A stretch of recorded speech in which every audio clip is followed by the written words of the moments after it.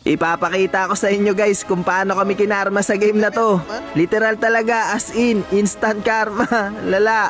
Pero sa totoo lang, biktima lang din kasi talaga kami dito eh. Ang pinaka may kasalanan kasi talaga kung bakit kami kinarma sa game na to, yung jungler namin na Ling. Meron kasi siyang isang bagay na nagawa. At yun na nga rin yung isang dahilan na yun kung bakit kami kinarma sa game na to. Pero bago nga muna yun, eto muna kasi yung nangyari sa amin nung early game. Medyo paludin nga kasi talaga yung mga kalaban namin dito sa game na to eh. Early game pa lang kasi, in-invade na kagad ng mga kalaban dito yung Ling namin sa orange buff niya. At sa kasamaang palad niya, mapa-first blood pa nila to.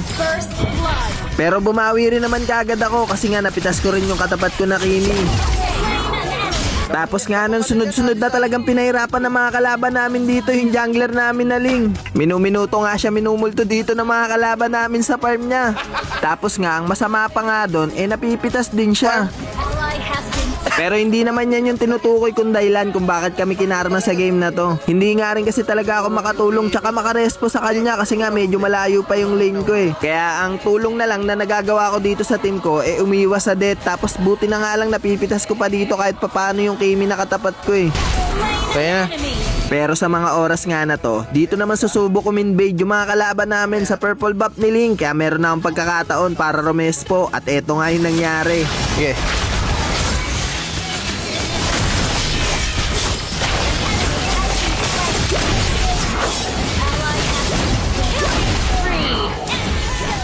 Ayun nga, tatlo yung napitas na mga kalaban sa amin, pero tatlo rin yung napitas namin sa kanila. Pero malaki pa nga rin yung lamang ng jungler ng kalaban kaysa sa jungler namin na Ling. Kaya hindi nga rin talaga siya makapalag dito pag may mga turtle fight na. Okay, flicker na ako.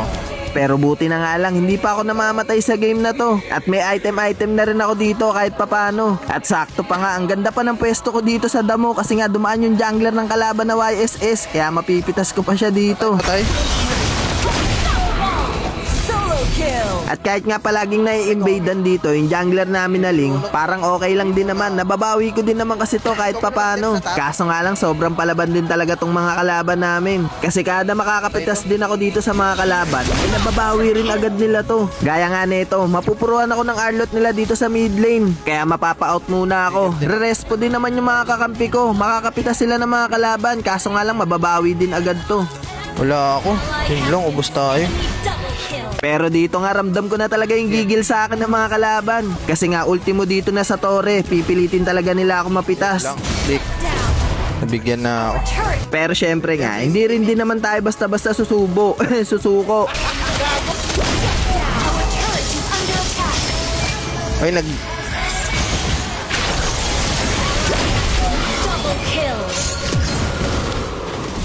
Dito nga, kung mapapansin nyo, yung pera ng jungler ng kalaban nasa 8-1 na. Samantalang yung pera naman ng jungler namin na Ling nasa 5-5 pa lang. At kahit nga sa akin isa pa nga lang yung death ko, lamang pa rin yung jungler nila. Pero sineryoso ko na talaga tong game na to kasi nga lose streak na ako eh. Tignan nyo IG ko, lose streak na. Lala. Pinilit ko talagang humabol at makalamang kami dito sa mga kalaban namin.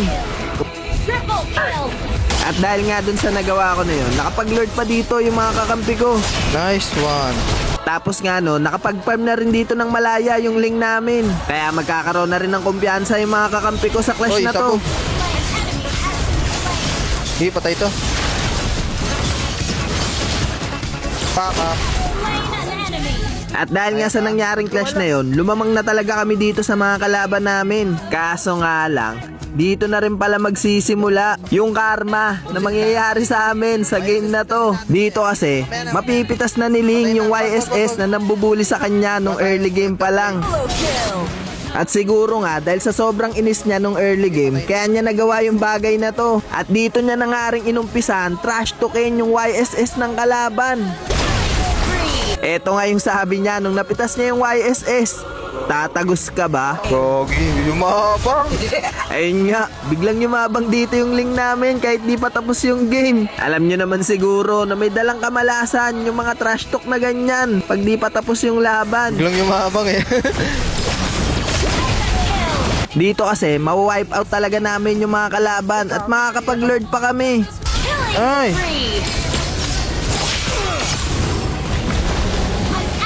Dito guys, eto na. Real quick lang. Pagkakuha nga namin ng Lord, sobrang bilis umactivate ng karma sa amin pagkatapos man trash talk ni Ling. Hindi pa nga kami sure win, ng trash talk na kagad. Kaya eto tuloy nangyari sa amin. Ayoko Kasi- sana talaga makipag-crash Wag na. dito eh, kasi nga kakakuha lang namin Conceal ng ka na? Lord. Kaso nga lang yung mga kakampi ko, napapalaban na sila kaya parang namamagnet na rin ako. Kaso nga lang, naubos pa kaming apat dito at yung Ling na lang yung natitira sa amin para mag-dip. Sa tingin ko talaga naging overconfident din tong mga kakampi ko eh, dahil sa sinabi na yun ni Ling eh. Kaya ang ending, ayun. Defeat.